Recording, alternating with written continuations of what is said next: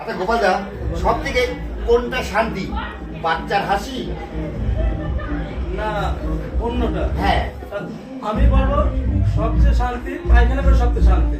এটা বলছি কেন, আপনি যদি না বিশ্বাস করেন আমার সাথে চলেন নদীর ধারে। নদী তীরে গেছে গোপালবার, আমি গোপালবার আমার দাদাকে নিয়ে গেছে নদীর ধারে, নিয়ে যা নৌকা চালাচ্ছে মাছ নদীতে। গোপালবার চলতে চলতে এমন পায়খানা ধরেছে আর থাকতে পারছে না।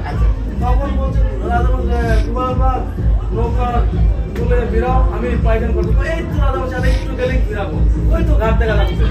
এই করতে করতে গোপালবার বলছে রাজা বলছে আমি আর থাকতে পারছি না, তুমি তাড়াতাড়ি বেরাও বলে।